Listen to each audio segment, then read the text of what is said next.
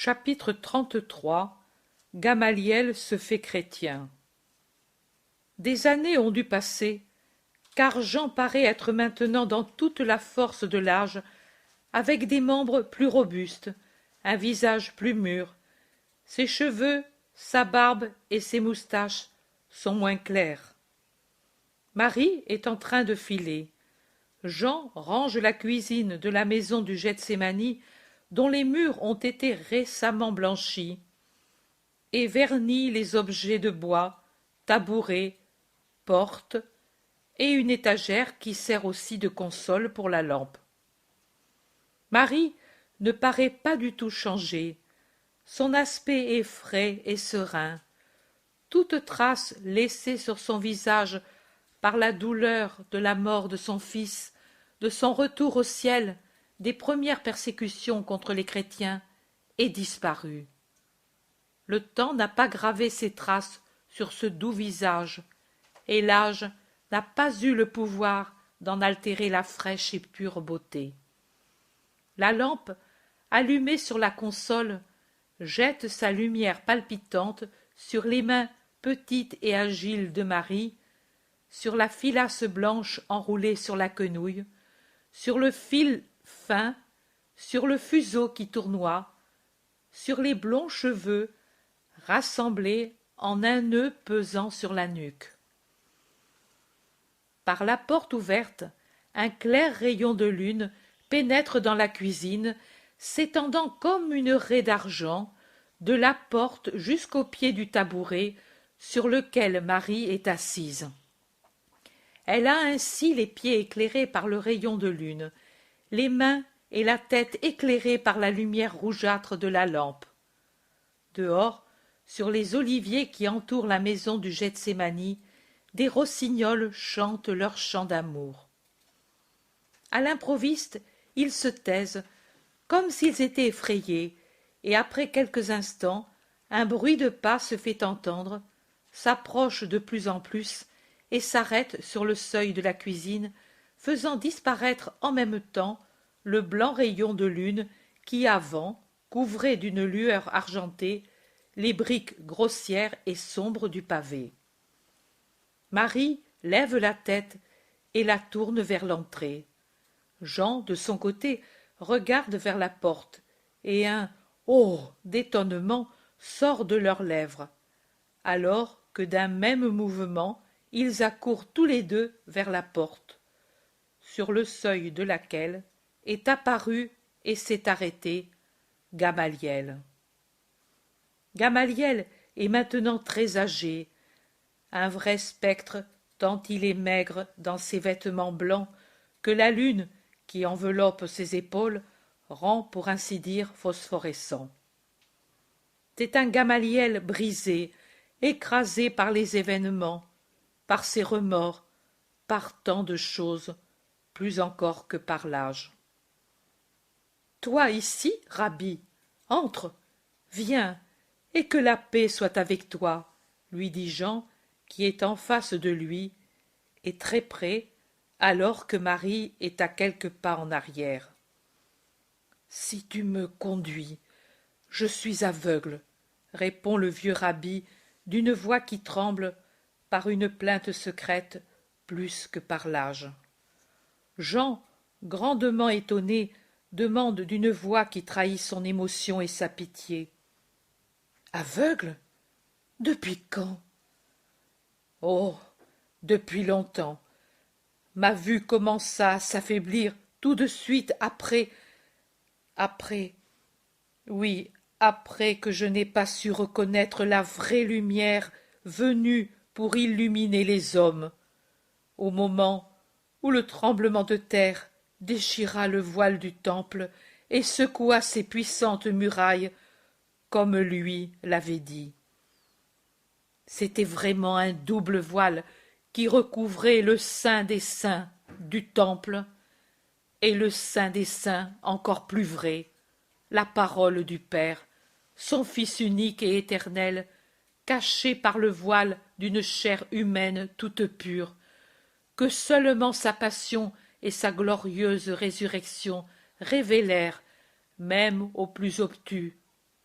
moi le premier, pour ce qu'il était réellement, le Christ, le Messie, l'Emmanuel. À partir de ce moment, les ténèbres ont commencé à descendre sur mes pupilles et à devenir toujours plus épaisses. Juste châtiment pour moi. Depuis quelque temps, je suis totalement aveugle. Et je suis venu. Jean l'interrompt en lui demandant « Peut-être pour demander un miracle ?» Oui, un grand miracle. Je le demande à la mère du Dieu vrai. Gamaliel, moi je n'ai pas le pouvoir qu'avait mon fils. Lui pouvait rendre la vie et la vue aux pupilles éteintes, la parole aux muets, le mouvement aux paralysés. Mais moi, non, lui répond Marie. Et elle poursuit. Mais viens ici, près de la table, et assieds-toi. Tu es las et âgé, Rabbi.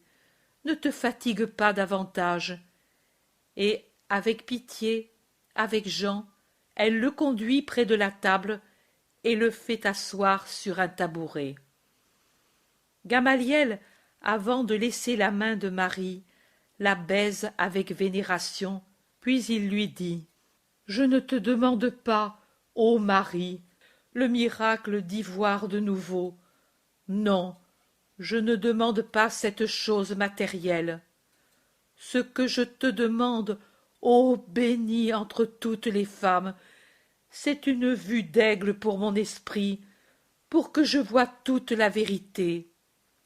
Je ne te demande pas la lumière pour mes pupilles éteintes, mais la lumière surnaturelle, divine, la vraie lumière qui est sagesse, vérité, vie. Pour mon âme et mon cœur déchirés et épuisés par les remords qui ne me laissent pas de trêve. Je n'ai aucun désir de voir de mes yeux ce monde hébraïque, si obstinément rebelle à Dieu, qui a eu et qui a pour lui tant de pitié, qu'en vérité nous ne méritons pas d'avoir. Je suis même heureux de ne devoir plus le voir, et que ma cécité m'ait libéré de tout emploi au temple et auprès du Sanhédrin, tellement injuste envers ton Fils et envers ses fidèles. Ce que je désire voir, par l'intelligence, le cœur, l'esprit, c'est lui, Jésus.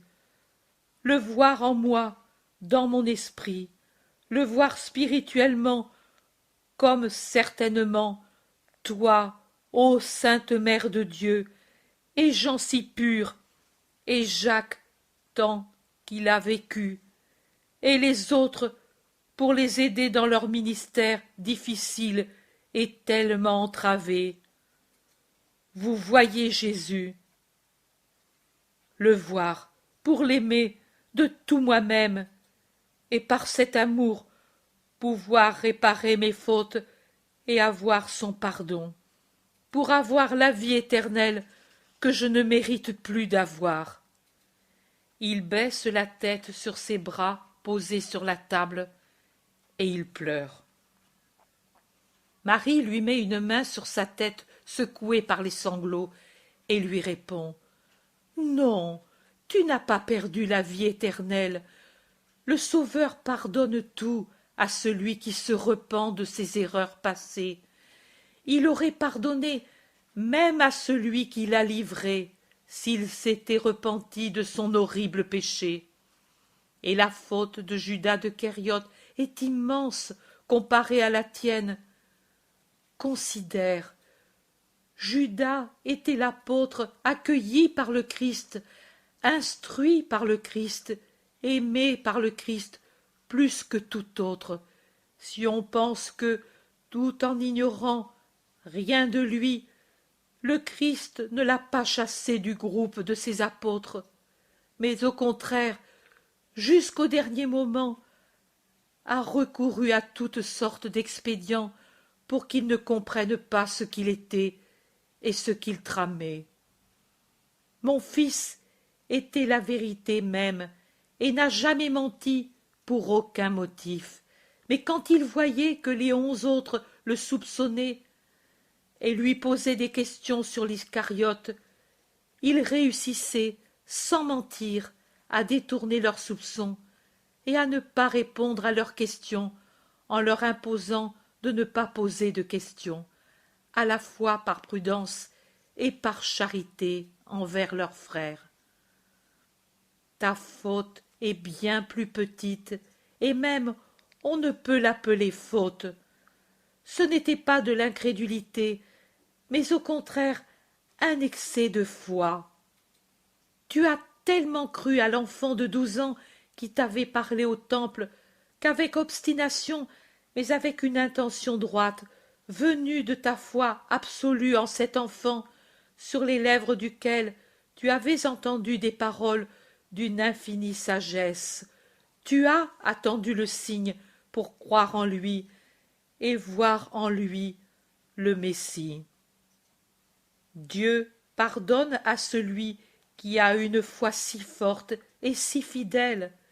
Il pardonne encore davantage à celui qui, étant dans le doute sur la vraie nature d'un homme accusé injustement, ne veut pas prendre part à sa condamnation parce qu'il la sent injuste.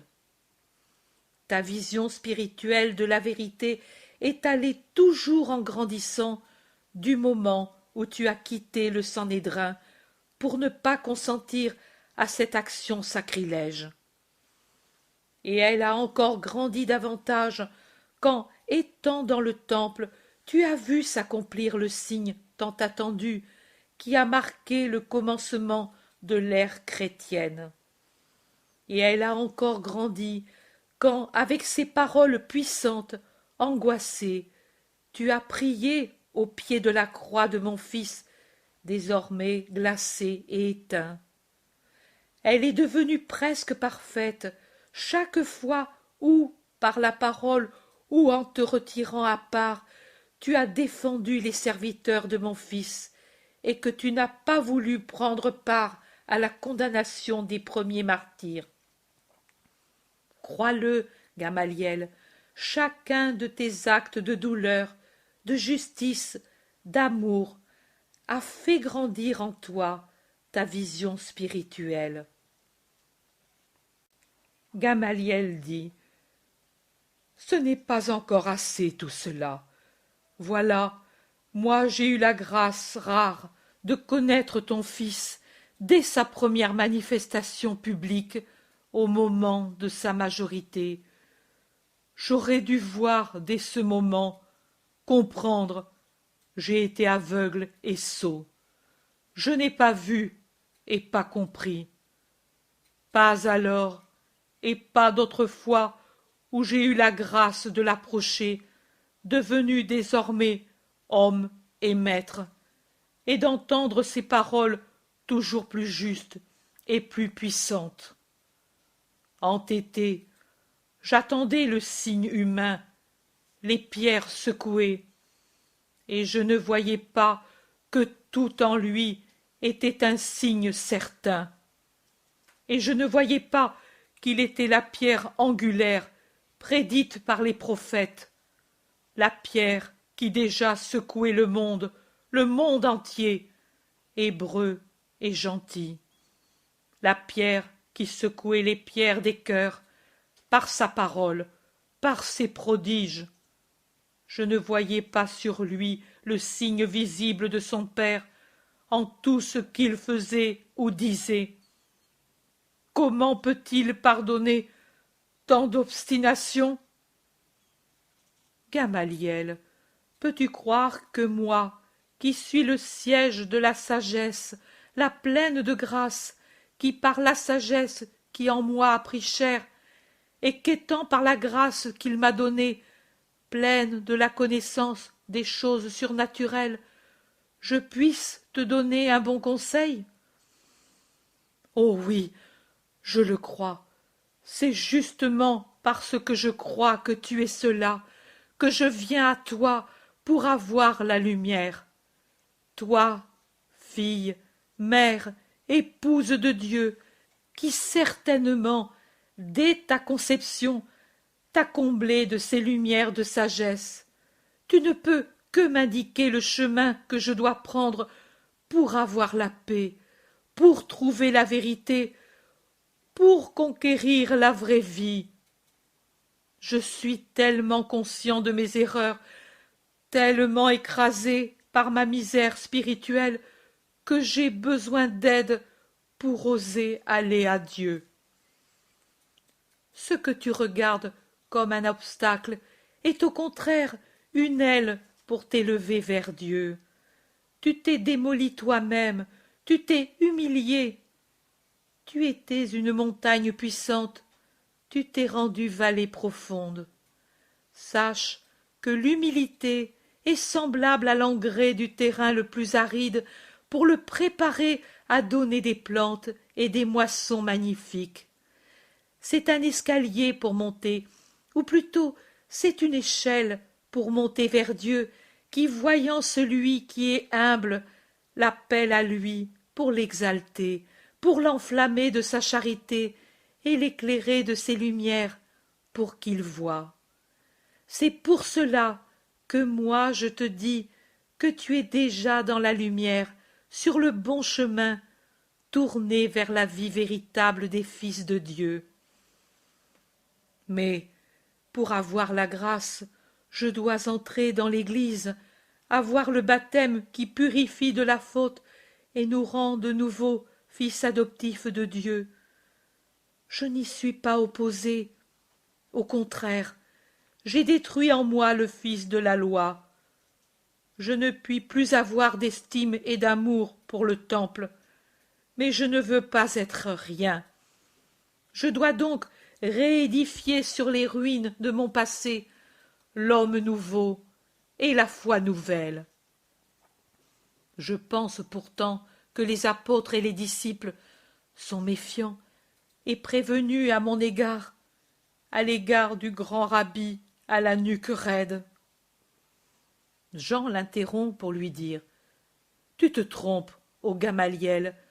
Moi, tout le premier, je t'aime, et je marquerai comme un jour de très grande grâce celui où tu pourrais te dire agneau du troupeau du Christ. Je ne serais pas son disciple si je ne mettais pas en pratique ses enseignements. Et lui nous a commandé l'amour et la compréhension pour tous, et spécialement pour les plus faibles, les malades, les égarés.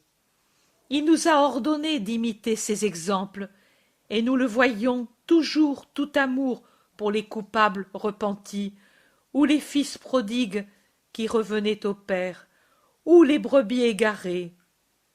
De la Madeleine à la Samaritaine, d'Aglaé au larron, combien il en a racheté par miséricorde. Il aurait pardonné même à Judas pour son crime suprême s'il s'était repenti. Il lui avait pardonné tant de fois. Moi seul, je sais à quel point il l'a aimé, connaissant pourtant toute sa conduite. Viens avec moi, je ferai de toi un fils de Dieu et un frère pour le Christ Sauveur. Tu n'es pas le pontife, c'est Pierre, et Pierre sera-t-il bon comme toi? Lui, je le sais, est très différent de toi. Il l'était, mais depuis qu'il a vu combien il a été faible jusqu'à être lâche et à renier son maître, il n'est plus ce qu'il était, et il est miséricordieux pour tous et avec tous. Alors, conduis-moi tout de suite à lui. Je suis âgé, et j'ai déjà trop tardé. Je me sentais trop indigne, et je craignais que tous les serviteurs du Christ me jugent de la même façon. Maintenant que les paroles de Marie et les tiennes m'ont réconforté, je veux entrer tout de suite au bercail du Maître, avant que mon vieux cœur, brisé par tant de choses, ne s'arrête. Conduis-moi. car j'ai congédié le serviteur qui m'a conduit ici pour qu'il n'entende rien. Il va revenir à l'heure de prime, mais alors je serai déjà loin, et de deux manières. De cette maison et du temple pour toujours. J'irai d'abord, moi, fils rebelle, à la maison du Père, moi, brebis perdue, au vrai bercail du pasteur éternel. Puis je retournerai dans ma maison lointaine pour y mourir dans la paix et dans la grâce de Dieu. Marie, d'un mouvement spontané, l'embrasse et lui dit « Que Dieu te donne la paix et la gloire éternelle, parce que tu l'as méritée en montrant ta vraie pensée aux puissants chefs d'Israël sans craindre leur réaction. Que Dieu soit avec toi toujours.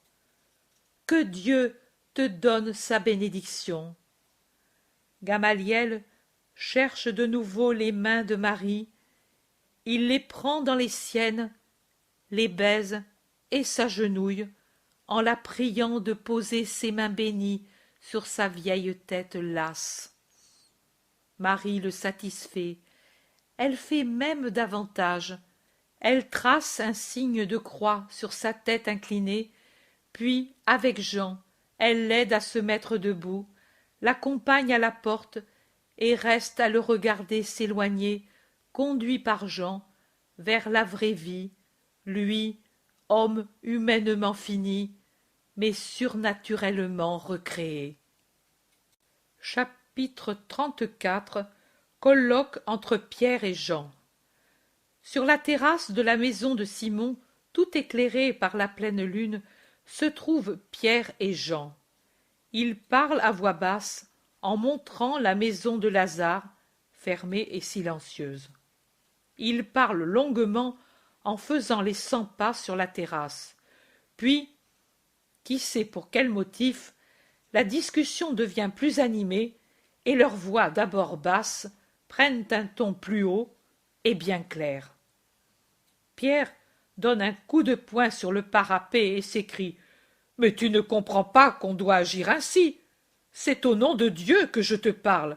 Écoute-moi et ne t'obstine pas. Il convient d'agir comme je le dis. Ce n'est pas par lâcheté et par peur, mais pour empêcher la totale extermination qui nuirait à l'Église du Christ. Désormais, on suit toutes nos démarches, je m'en suis aperçu, et Nicodème m'a confirmé que j'avais bien vu. Pourquoi n'avons-nous pas pu rester à Béthanie? Pour ce motif. Pourquoi n'est-il plus prudent de rester dans cette maison, ou dans celle de Nicodème, ou dans celle de Nic ou d'Anastasica? Toujours pour ce motif, pour empêcher l'Église de mourir par la mort de ses chefs. Jean lui répond. Le Maître nous a assuré bien des fois que l'enfer même ne pourra jamais l'exterminer et prévaloir sur elle. C'est vrai, et l'enfer ne prévaudra pas, comme il n'a pas prévalu sur le Christ. Mais les hommes, oui, comme ils ont prévalu sur l'homme-dieu qui a vaincu Satan, mais qui n'a pas pu triompher des hommes. Parce qu'il n'a pas voulu vaincre. Il devait racheter et donc mourir. Et de cette mort. Mais s'il avait voulu les vaincre, combien de fois n'a-t-il pas échappé à leurs embûches de toutes sortes? À l'Église aussi, on dressera des embûches, mais elle ne périra pas totalement. Toujours, cependant, si nous avons assez de prudence pour empêcher l'extermination des chefs actuels avant que beaucoup de ces prêtres de tout rang ne soient créés et formés à leur ministère par nous les premiers. Ne te fais pas des illusions, Jean. Les pharisiens, scribes, prêtres et synhédristes feront tout leur possible pour tuer les pasteurs, afin de disperser le troupeau. Ce troupeau qui est encore faible et craintif. Ce troupeau de Palestine surtout. Nous ne devons pas le laisser sans pasteur, tant que beaucoup d'agneaux ne seront pas à leur tour devenus pasteurs. Tu as vu combien déjà sont tombés morts? Pense quelle partie du monde nous attend. L'ordre a été clair.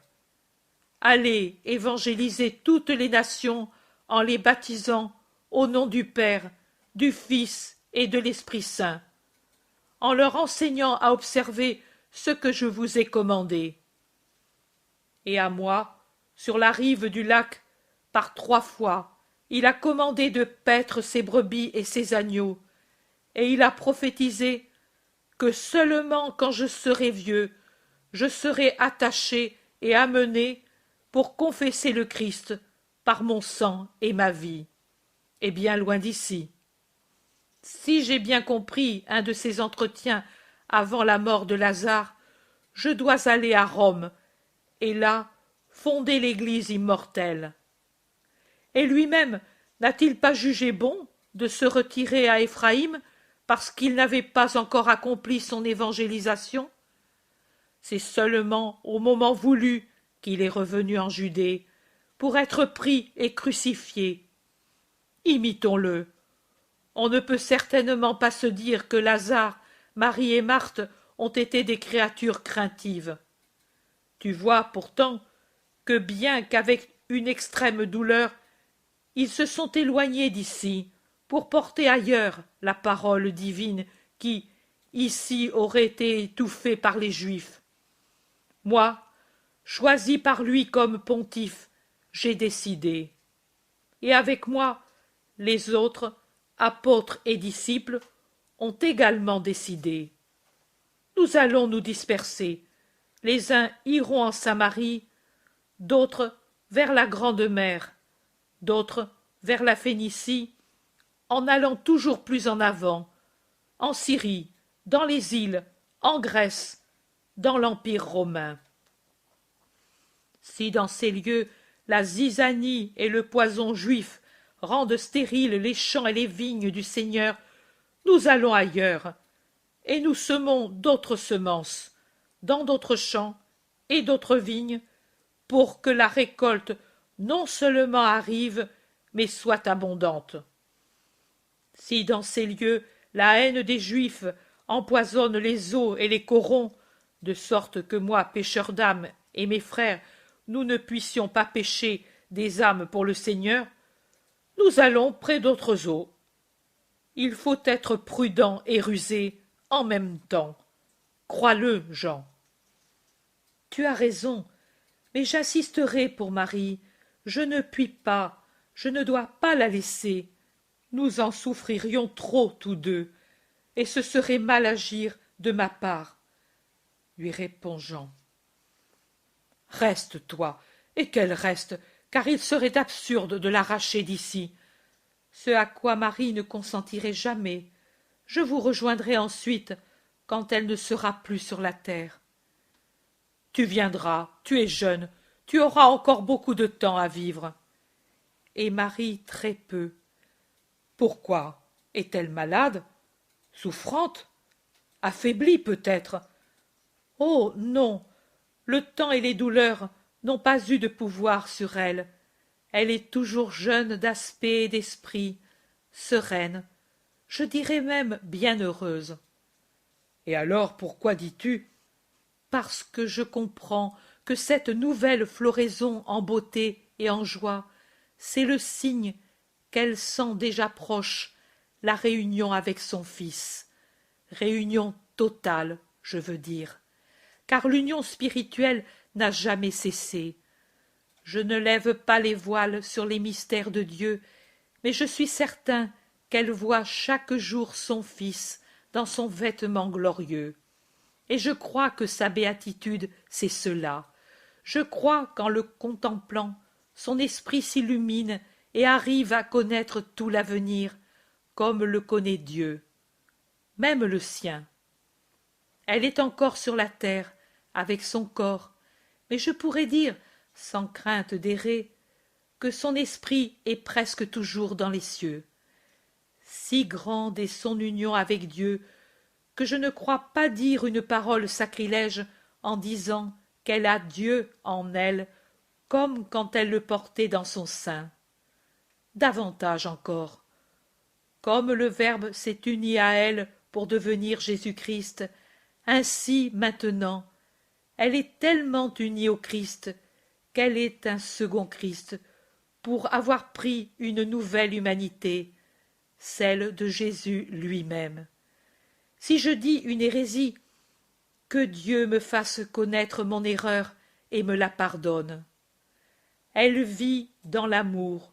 Ce feu d'amour l'enflamme, la nourrit, l'éclaire, et c'est encore ce feu d'amour qui nous la ravira au moment marqué, sans douleur pour elle, sans corruption pour son corps. La douleur sera pour nous seuls, pour moi surtout.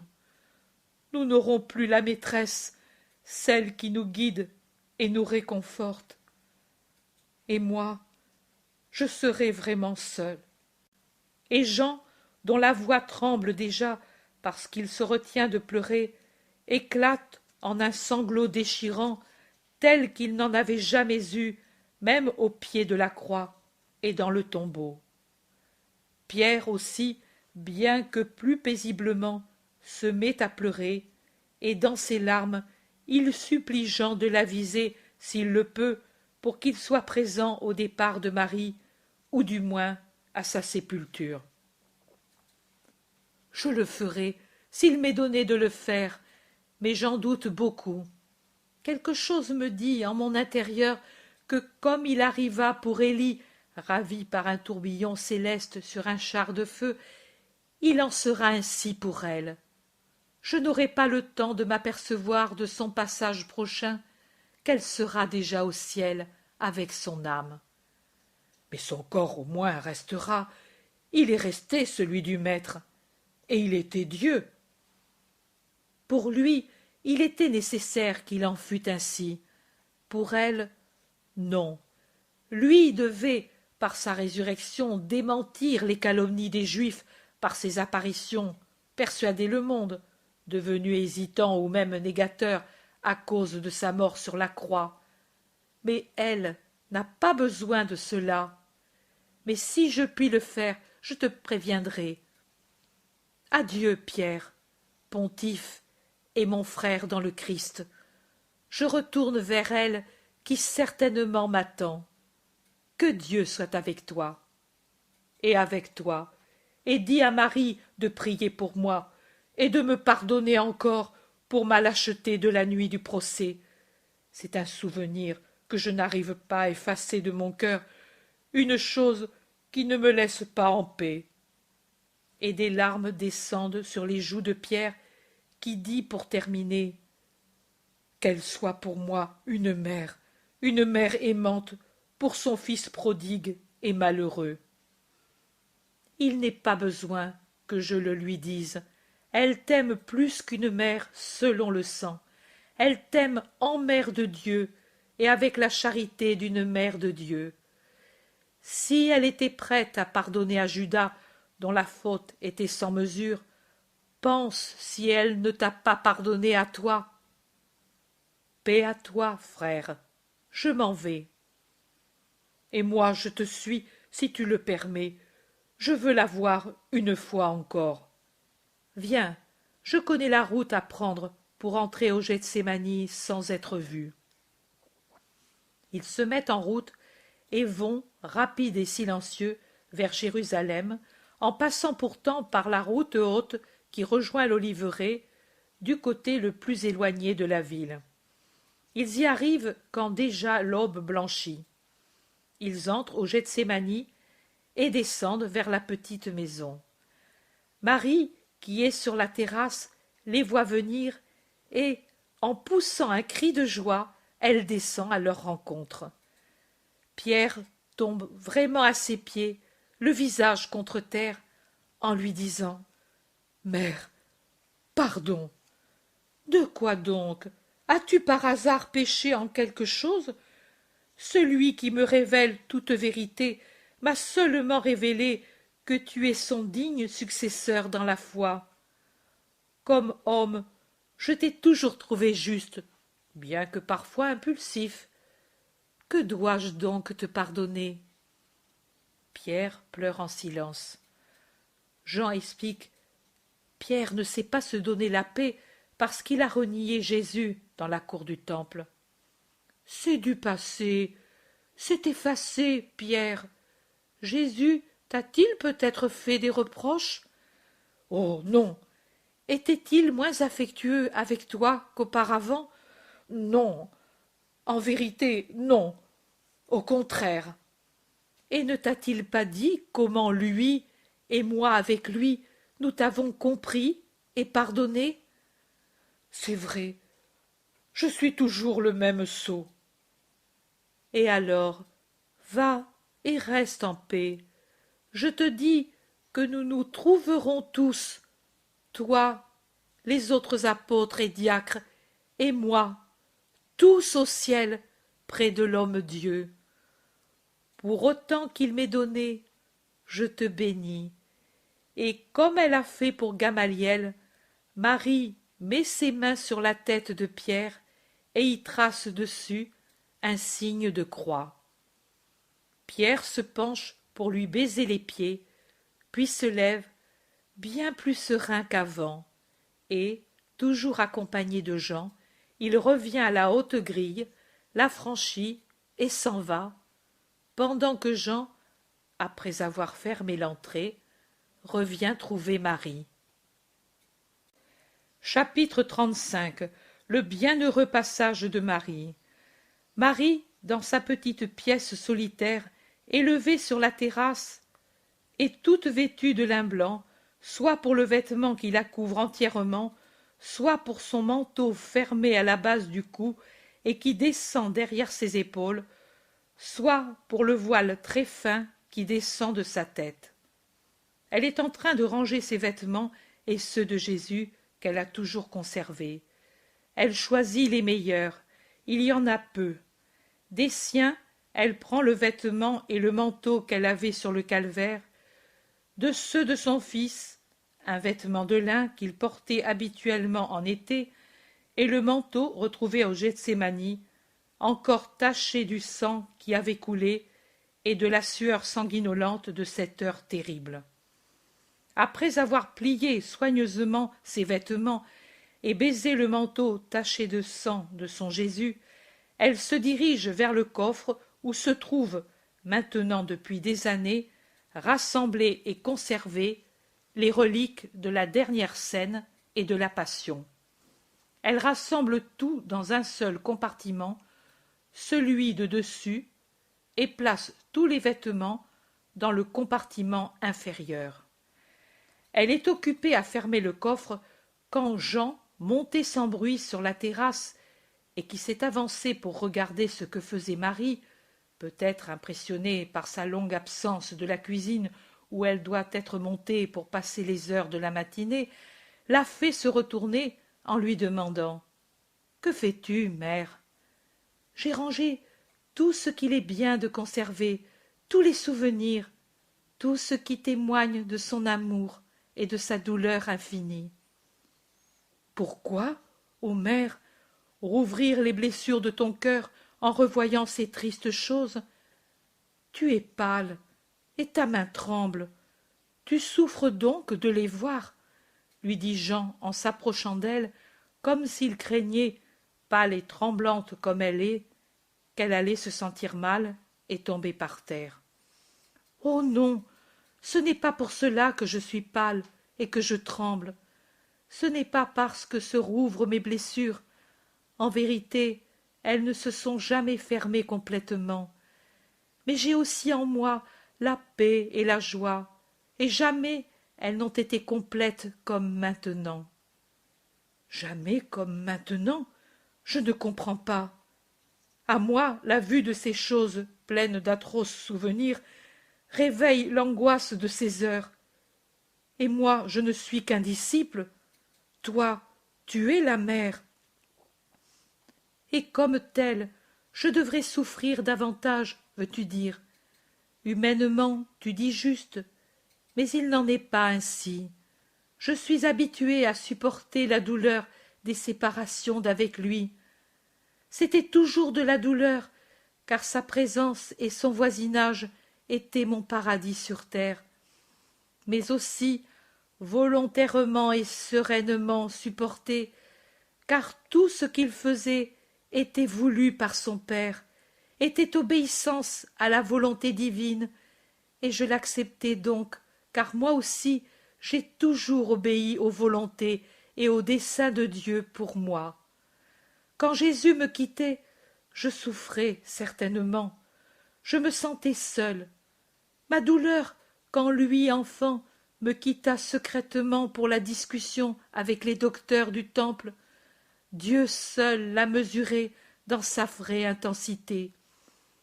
Mais pourtant, à part la question juste que moi, sa mère, je lui ai faite pour m'avoir quitté ainsi, je ne lui ai pas dit autre chose. Et de même, je ne l'ai pas retenu quand il me quitta pour devenir le maître. Et j'avais déjà perdu mon époux. J'étais seule dans une ville qui, sauf quelques personnes, ne m'aimait pas. Et je n'ai pas montré d'étonnement pour sa réponse au banquet de Cana. Lui faisait la volonté du Père. Moi, je le laissais libre de la faire.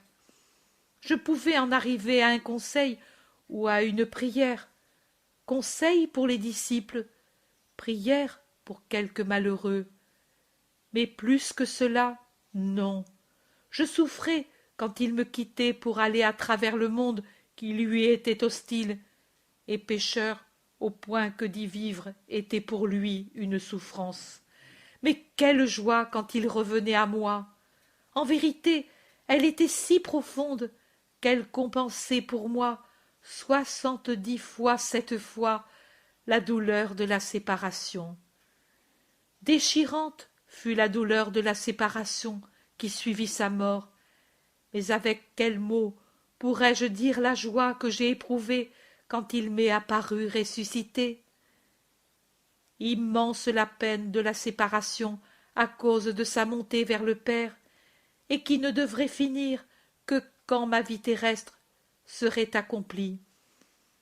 Maintenant, je suis dans la joie, une joie immense, comme immense fut la peine, car je sens que j'ai accompli ma vie.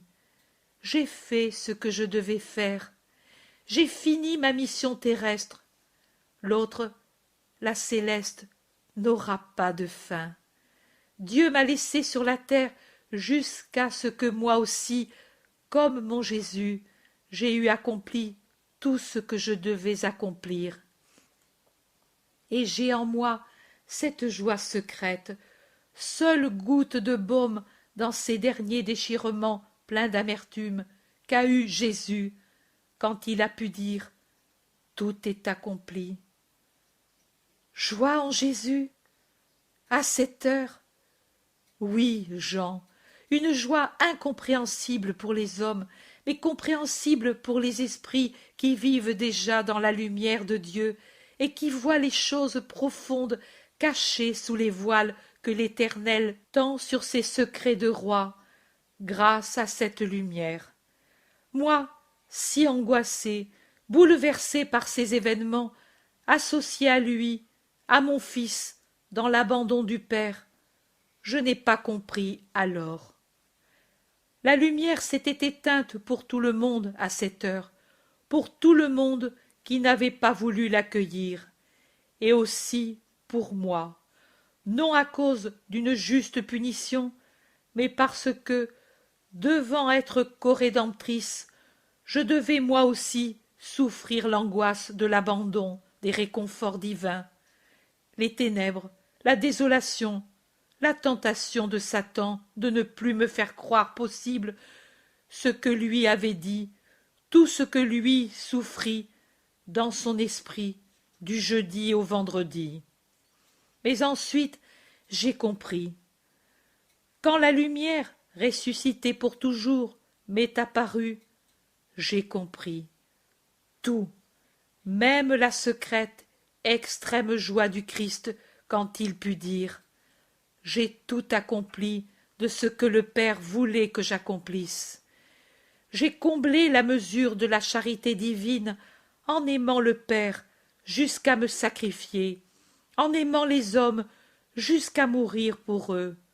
J'ai tout accompli de ce que je devais. Je meurs avec l'esprit content, bien que déchiré dans ma chair innocente. Moi aussi, j'ai tout accompli de ce qui, ab aeterno, était écrit que je devais accomplir. De la génération du Rédempteur à l'aide que je vous apporte à vous, ces prêtres, pour que vous vous formiez parfaitement.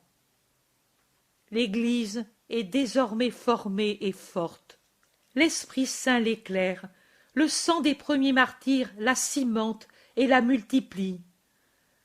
Mon aide a contribué à faire d'elle un organisme sain que la charité envers Dieu et les frères alimente et fortifie de plus en plus, et où les haines, les rancœurs, les envies, les médisances, mauvaises plantes de Satan, ne poussent pas. Dieu est content de cela, et il veut que vous l'appreniez de mes lèvres, comme il veut que je vous dise de continuer à grandir en charité, pour pouvoir grandir en perfection, et de même aussi pour le nombre des chrétiens et la puissance de doctrine. Car la doctrine de Jésus est une doctrine d'amour, parce que la vie de Jésus et aussi la mienne ont toujours été conduites et mues par l'amour. Nous n'avons repoussé personne, nous avons pardonné à tous. À un seul, nous n'avons pas pu donner le pardon, parce que lui, esclave de la haine, n'a pas voulu de notre amour sans limite. Jésus, dans son dernier adieu, avant sa mort, vous a commandé de vous aimer entre vous. Et il vous a donné aussi la mesure de l'amour que vous devez avoir entre vous, en vous disant « Aimez-vous les uns les autres comme je vous ai aimés ». C'est à cela que l'on saura que vous êtes mes disciples. L'Église, pour vivre et grandir, a besoin de la charité. Charité surtout dans ses ministres. Si vous ne vous aimiez pas entre vous avec toutes vos forces, et si de même vous n'aimiez pas vos frères dans le Seigneur, l'Église deviendrait stérile et difficile, et faible serait la nouvelle création et la supercréation des hommes à leur rang de fils du Très-Haut et de cohéritiers du royaume du ciel. Car Dieu cesserait de vous aider dans votre mission. Dieu est amour. Tout ce qu'il a été fait par amour. De la création à l'incarnation, de celle-ci à la rédemption, de celle-ci encore à la fondation de l'Église, et enfin à la Jérusalem céleste qui rassemblera tous les justes pour qu'ils jubilent dans le Seigneur. C'est à toi que je dis ces choses, parce que tu es l'apôtre de l'amour, et que tu peux les comprendre mieux que les autres. Jean l'interrompt pour dire « Les autres aussi aiment et s'aiment. » Oui, mais tu es l'aimant par excellence. Chacun de vous a toujours eu une caractéristique bien sienne, comme du reste c'est le cas pour toute créature. Toi, dans les 12, tu as toujours été l'amour, le pur, le surnaturel amour. Peut-être, d'ailleurs, certainement, c'est parce que tu es si pur, que tu es si aimant. Pierre, de son côté, a toujours été l'homme, et l'homme franc et impétueux. Son frère, André, était silencieux et timide, autant que l'autre ne l'était pas. Jacques, ton frère, l'impulsif, au point que Jésus l'a appelé le fils du tonnerre. L'autre Jacques, frère de Jésus, le juste et l'héroïque. Jude d'Alphée, son frère, le noble et loyal, toujours. La descendance de David était visible en lui. Philippe et Barthélemy étaient les traditionalistes, Simon le Zélote, le prudent, Thomas, le pacifique, Matthieu, l'humble qui, se souvenant de son passé, cherchait à passer inaperçu. Et Judas de Kériote, hélas, la brebis noire du troupeau du Christ, le serpent réchauffé par son amour, a été le satanique menteur toujours. Mais toi, tout amour, tu peux mieux comprendre et te faire voix d'amour pour tous les autres, à ceux qui sont éloignés, pour leur dire mon dernier conseil. Tu leur diras qu'ils s'aiment, et qu'ils aiment tout le monde, même ceux qui les persécutent, pour être une seule chose avec Dieu, comme moi je l'ai été, au point de mériter d'être choisie comme épouse de l'amour éternel pour concevoir le Christ. Je me suis donné à Dieu sans mesure, tout en comprenant tout de suite combien de douleurs m'en seraient venues. Les prophètes étaient présents à mon esprit, et la lumière divine me rendait très claires leurs paroles. Ainsi, dès mon premier fiat à l'ange, j'ai su que je me consacrais à la plus grande douleur qu'une mère pût supporter. Mais rien n'a mis de limite à mon amour, parce que je sais qu'il est, pour quiconque le pratique, force, lumière, aimant qui attire vers en haut, feu qui purifie et embellit ce qui l'embrase, transformant et faisant dépasser l'humain pour ce qu'il prend dans son embrassement. Oui, l'amour est réellement une flamme, la flamme qui, tout en détruisant ce qui est caduc, qu'il soit une épave, un rebut, une loque d'homme, en fait un esprit purifié et digne du ciel. Combien d'épaves, d'hommes souillés, rongés, finis vous trouverez sur votre route d'évangélisateur. N'en méprisez aucun, mais au contraire, aimez-les pour qu'ils arrivent à l'amour et se sauvent. Versez en eux la charité. Bien souvent, l'homme devient mauvais parce que personne ne l'a jamais aimé ou l'a mal aimé. Vous, aimez-les pour que l'Esprit Saint revienne les habiter après leur purification, ces temples que beaucoup de choses ont vidés et souillés. Dieu, pour créer l'homme, n'a pas pris un ange ni des matières choisies.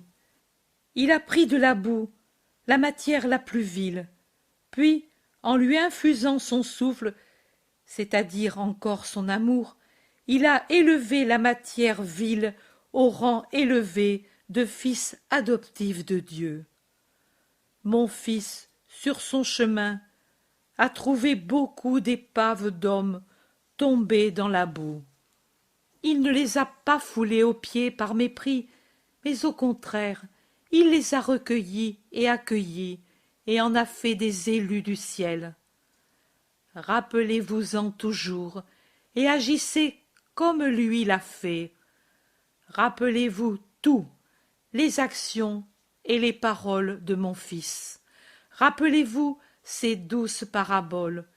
Vivez-les, c'est-à-dire mettez-les en pratique et écrivez-les pour qu'elles restent pour ceux qui viendront jusqu'à la fin des siècles et qu'elles soient toujours un guide pour les hommes de bonne volonté pour obtenir la vie et la gloire éternelle. Vous ne pourrez certainement pas répéter toutes les paroles lumineuses de l'éternelle parole de vie et de vérité, mais écrivez-en autant que vous pouvez en écrire.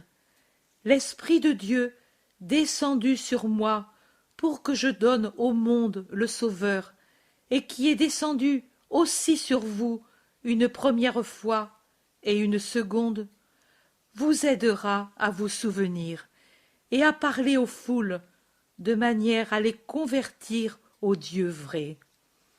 vous continuerez ainsi cette maternité spirituelle que j'ai commencée sur le calvaire pour donner de nombreux enfants au Seigneur. Et le même esprit, en parlant dans les fils recréés du Seigneur, les fortifiera de manière qu'il leur soit doux de mourir dans les tourments, de souffrir l'exil et les persécutions, afin de confesser leur amour pour le Christ et de le rejoindre dans les cieux, comme déjà l'ont fait Étienne et Jacques, mon Jacques, et d'autres encore. Quand tu seras resté seul, sauve ce coffre. Jean pâlit et se trouble plus encore qu'il ne l'a fait quand Marie lui a dit qu'elle sentait sa mission accomplie. Il l'interrompt en s'écriant et en lui demandant « Mère, pourquoi parles-tu ainsi? Tu te sens mal ?»« Non. »« Tu veux me quitter alors ?»« Non, je serai avec toi tant que je serai sur la terre. Mais prépare-toi, mon Jean, à être seul. »« Mais alors, tu te sens mal et tu veux me le cacher ?»« Non, crois-le, je ne me suis jamais senti en force, en paix, en joie, comme maintenant. Mais j'ai en moi une telle jubilation, une telle plénitude de vie surnaturelle que, oui, que je pense ne pas pouvoir la supporter en continuant à vivre. Je ne suis pas éternel, du reste, tu dois le comprendre. Éternel est mon esprit. La chair, non, elle est sujette, comme toute chair humaine, à la mort. Non, non, ne dis pas cela. Tu ne peux pas, tu ne dois pas mourir. Ton corps immaculé ne peut mourir comme celui des pécheurs. Tu es dans l'erreur, Jean. Mon fils est mort. Moi aussi je mourrai. Je ne connaîtrai pas la maladie, l'agonie, le spasme de la mort. Mais pour ce qui est de mourir, je mourrai. Et du reste, sache, mon fils, que si j'ai un désir qui est mien, tout entier et seulement mien, et qui dure depuis que lui m'a quitté, c'est justement celui-ci. C'est mon premier, puissant désir qui est tout mien. Je puis même dire ma première volonté. Toute autre chose de ma vie n'a été que consentement de ma volonté au vouloir divin. Vouloir de Dieu mis dans mon cœur de petite fille par lui-même, la volonté d'être vierge. Son vouloir, mon mariage avec Joseph. Son vouloir, ma maternité virginale et divine. Tout dans ma vie a été vouloir de Dieu et mon obéissance à sa volonté. Mais vouloir me réunir à Jésus, c'est un vouloir tout mien, quitter la terre pour le ciel, pour être avec lui éternellement et sans arrêt. Mon désir de tant d'années, et maintenant je le sens près de devenir une réalité. Ne te trouble pas ainsi, Jean, écoute plutôt mes dernières volontés.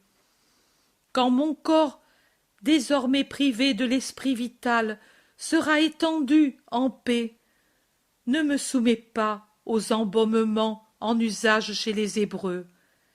Désormais, je ne suis plus l'hébraïque, mais la chrétienne, la première chrétienne, si on y réfléchit bien, parce que la première, j'ai eu le Christ, chair et sang, en moi, parce que j'ai été sa première disciple, parce que j'ai été avec lui corédemptrice et sa continuatrice ici, parmi vous, ses disciples. Aucun vivant, excepté mon père et ma mère, et ceux qui ont assisté à ma naissance, n'a vu mon corps. Tu m'appelles souvent arche qui contint la parole divine. Maintenant, tu sais que l'arche ne peut être vue que par le grand prêtre. Tu es prêtre, et beaucoup plus saint et plus pur que le pontife du temple. Mais je veux que seul l'Éternel Pontife puisse voir au temps voulu mon corps. Ne me touche donc pas. Du reste, tu vois, je me suis déjà purifiée, et j'ai mis le vêtement propre, le vêtement des noces éternelles. Et pourquoi pleures-tu, Jean? Parce que la tempête de la douleur se déchaîne en moi. Je comprends que je vais te perdre. Comment ferai-je pour vivre sans toi? Je sens mon cœur se déchirer à cette pensée. Je ne résisterai pas à cette douleur. Tu résisteras. Dieu t'aidera à vivre, et longuement, comme il m'a aidé.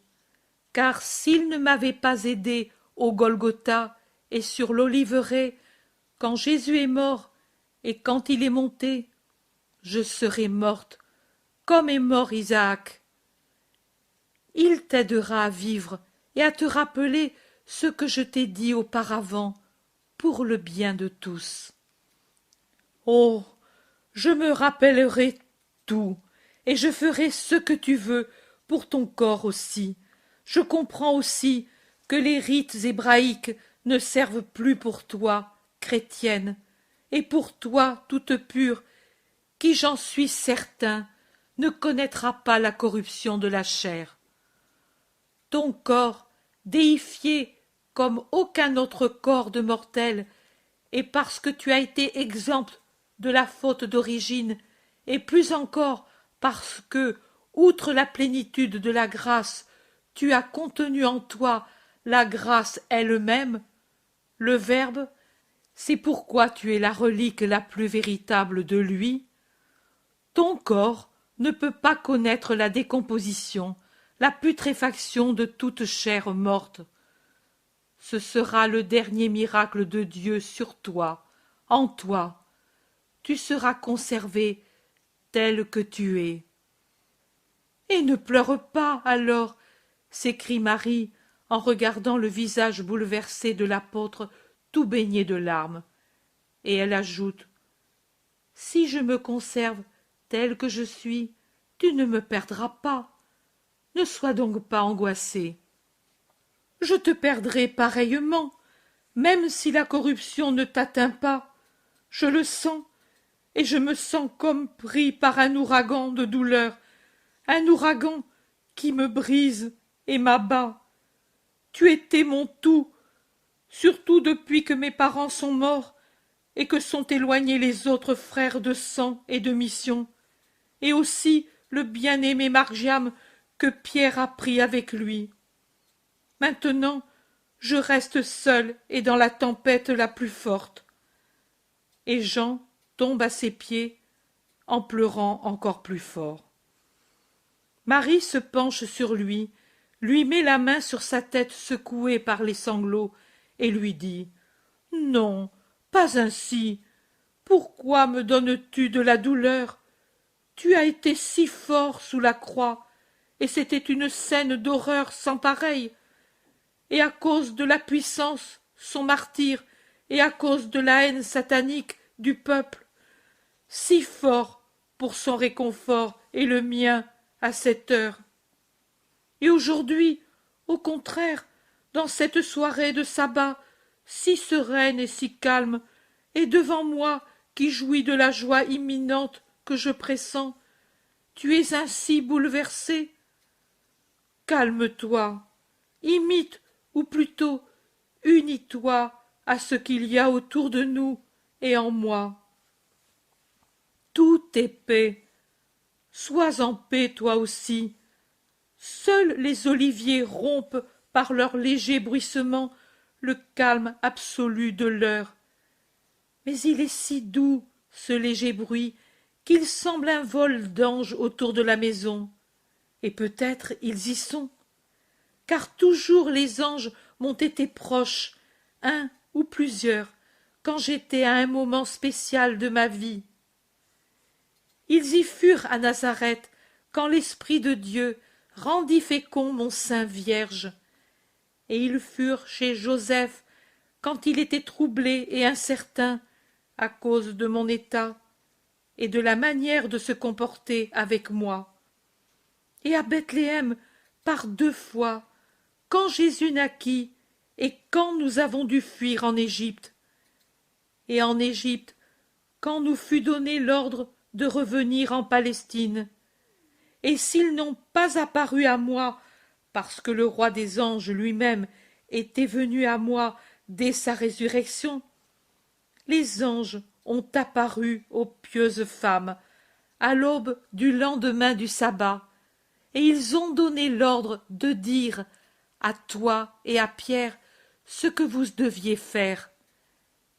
Les anges et la lumière, toujours au moment décisif de ma vie et de celle de Jésus. Lumière et ardeur d'amour qui, descendant du trône de Dieu vers moi sa servante, et montant de mon cœur vers Dieu, mon roi et Seigneur, m'unissait à Dieu, et lui à moi, pour que s'accomplisse ce qui était écrit, qui devait s'accomplir, et aussi pour créer un voile de lumière étendu sur les secrets de Dieu, afin que Satan et ses serviteurs ne connaissent pas, avant le temps voulu, l'accomplissement du mystère sublime de l'incarnation. Ce soir aussi, je sens, bien que je ne les vois pas, les anges autour de moi, et je sens grandir en moi, au-dedans de moi, la lumière, une lumière insoutenable, telle que celle qui m'enveloppa quand je conçus le Christ, quand je l'ai donné au monde, lumière qui vient d'un élan d'amour plus puissant que celui que j'ai habituellement. C'est par une semblable puissance d'amour que j'ai arraché des cieux avant le temps le Verbe pour qu'il devienne l'homme et le Rédempteur.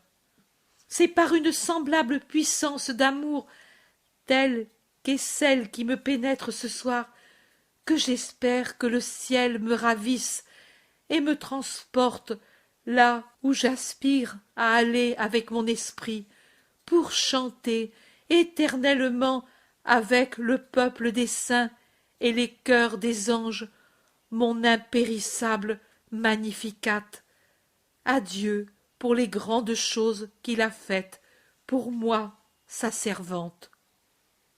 Jean dit: pas avec ton seul esprit probablement. Et la terre te répondra, la terre qui, avec ses peuples et ses nations, te glorifiera et te donnera honneur et amour tant que le monde existera. C'est ce qu'a prédit Tobie de toi, bien que d'une manière voilée, parce que c'est toi, et non le Saint des Saints, qui a porté vraiment en toi le Seigneur. Tu as donné à Dieu, toi seul, autant d'amour que tous les grands prêtres et tous les autres du temple n'en ont donné pendant des siècles et des siècles. Un amour ardent et toute pureté. C'est pour cela que Dieu te rendra toute bienheureuse.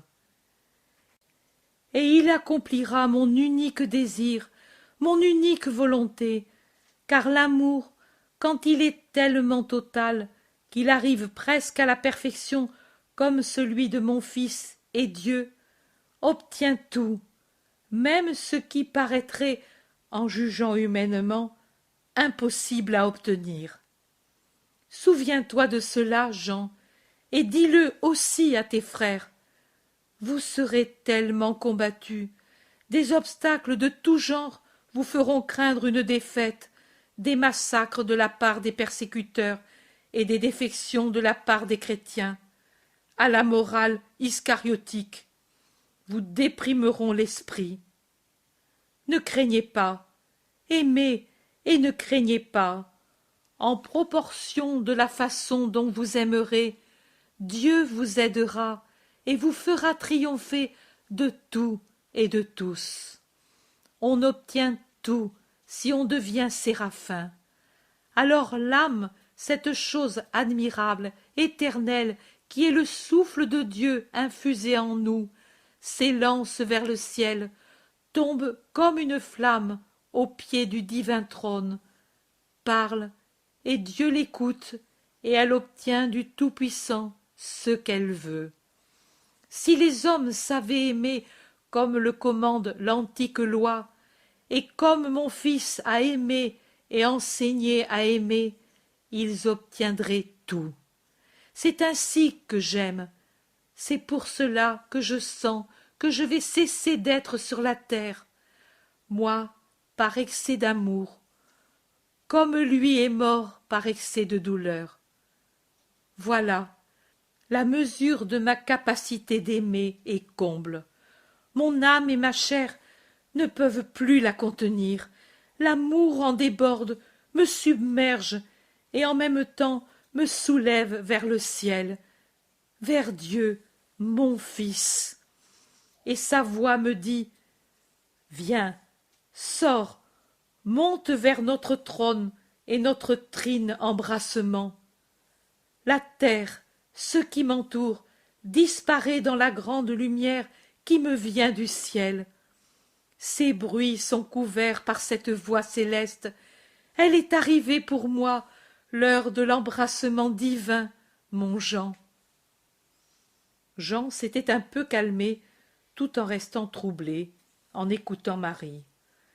Dans la dernière partie de son entretien, il la regardait extasié et comme ravi lui aussi, le visage très pâle, comme celui de Marie. La pâleur de cette dernière se change lentement en une lumière d'une extrême candeur. Il accourt près d'elle pour la soutenir, et en même temps il s'écrie: tu es comme Jésus quand il s'est transfiguré sur le Tabor. Ta chair resplendit comme la lune, tes vêtements brillent comme une plaque de diamants posée devant une flamme d'une extrême blancheur. Tu n'es plus humaine, mère. La pesanteur et l'opacité de la chair sont disparues. Tu es lumière, mais tu n'es pas Jésus. Lui, étant Dieu, en plus que d'être homme, pouvait se conduire par lui-même, là-haut, sur le Tabor, comme ici sur l'Oliveraie, dans son ascension. Toi, tu ne le peux pas. Tu ne peux te conduire. Viens, je vais t'aider à mettre ton corps là et bienheureux sur ton lit. Repose-toi. Et très affectueusement, il la conduit près du pauvre lit sur lequel Marie s'étend, sans même enlever son manteau. Croisant les bras sur sa poitrine et abaissant ses paupières sur ses doux yeux brillants d'amour, elle dit à Jean, qui est penché sur elle: je suis en Dieu, et Dieu est en moi. Pendant que je le contemple et que je sens son embrassement, dis les psaumes et des pages de l'Écriture qui se rapportent à moi, spécialement à cette heure. L'esprit de sagesse te les indiquera. Récite ensuite l'oraison de mon Fils. Répète-moi les paroles de l'archange annonciateur et celles que m'adressa Élisabeth, et mon hymne de louange. Je te suivrai avec ce que j'ai encore de moi sur la terre. Jean lutte contre les pleurs qui lui montent du cœur, s'efforce de dominer l'émotion qui le trouble.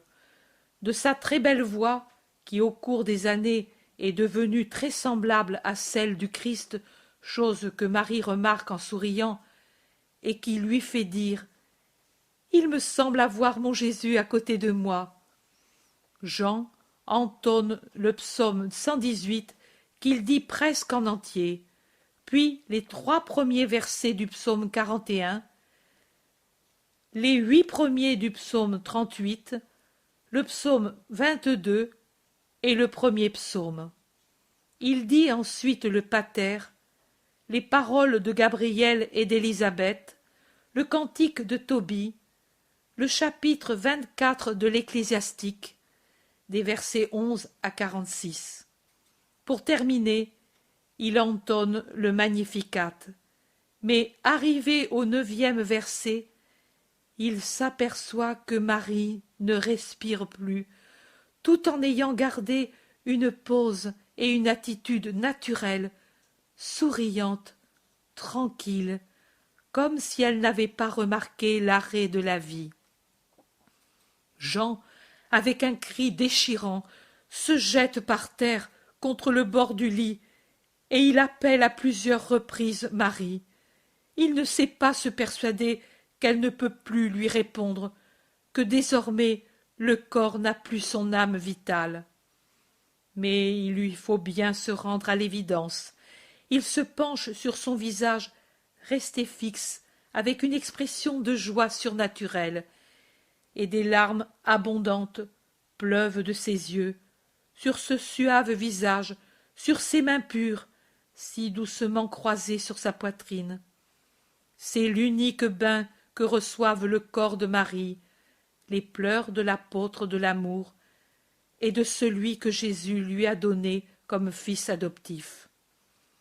Après la première violence de la douleur, Jean, se rappelant le désir de Marie, rassemble les pans de son ample manteau de lin qui pendait des bords du lit, et aussi ceux du voile qui pendent aussi des deux côtés de l'oreiller, et étend les premiers sur le corps et les seconds sur la tête.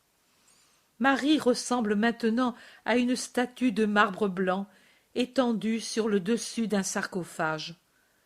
Jean la contemple longuement, et des larmes tombent encore de ses yeux pendant qu'il la regarde. Ensuite, il donne une autre disposition à la pièce en enlevant tout mobilier inutile. Il laisse seulement le lit, la petite table contre le mur sur laquelle il place le coffre contenant les reliques, un tabouret qu'il place entre la porte qui donne sur la terrasse et le lit où gît Marie, et une console sur laquelle se trouve la lampe que Jean allume, car maintenant le soir va venir. Il se hâte ensuite de descendre au Gethsémani pour y cueillir autant de fleurs qu'il peut en trouver, et des branches d'olivier dont les olives sont déjà formées. Il remonte dans la petite chambre, et à la clarté de la lampe, il dispose les fleurs et les feuillages autour du corps de Marie, comme s'il était au centre d'une grande couronne. Pendant qu'il fait ce travail, il parle à la gisante comme si Marie pouvait l'entendre. Il dit « Tu as toujours été le lys de la vallée, la suave rose, la belle olive, la vigne féconde, le saint épi. Tu nous as donné tes parfums et l'huile de vie, et le vin d'effort, et le pain qui préserve de la mort, l'esprit de ceux qui s'en nourrissent dignement. Elles font bien autour de toi, ces fleurs simples et pures, comme toi, garnies comme toi d'épines, et pacifiques comme toi. Maintenant, approchons cette lampe, ainsi près de ton lit, pour qu'elle te veille, et me tienne compagnie pendant que je te veille, en attendant au moins un des miracles que j'attends, et pour l'accomplissement desquels je prie. Le premier est que, selon son désir, Pierre et les autres que je ferai prévenir par le serviteur de Nicodème puissent te voir encore une fois. Le second, c'est que toi, ayant eu en tout un sort semblable à celui de ton fils, tu doives, comme lui, avant la fin du 3e jour, te réveiller pour ne pas me rendre orphelin 2 fois. Le troisième, c'est que Dieu me donne la paix si ce que j'espère qu'il advienne pour toi, comme c'est arrivé pour Lazare, qui ne t'était pas semblable, ne devait pas s'accomplir. Mais pourquoi cela ne devrait-il pas s'accomplir? Ils sont redevenus vivants, la fille de Jaïr, le jeune homme de Naïm, le fils de Théophile. Il est vrai qu'alors le Maître a agi, mais lui est avec toi, même s'il ne l'est pas d'une manière visible.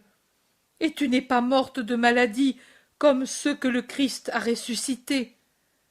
Mais es-tu vraiment morte, morte comme meurt tout homme? Non, je sens que non. Ton esprit n'est plus en toi, dans ton corps, et en ce sens on pourrait parler de mort. Mais à cause de la manière dont c'est arrivé, je pense que ce n'est qu'une séparation passagère de ton âme sans faute et pleine de grâce, d'avec ton corps très pur et virginal. Il doit en être ainsi, il en est ainsi. Comment et quand la réunion arrivera-t-elle avec la vie qui reviendra en toi? Je ne sais pas, mais j'en suis tellement certain que je resterai ici, à côté de toi, jusqu'à ce que Dieu, par sa parole ou par son action, me montre la vérité sur ton sort.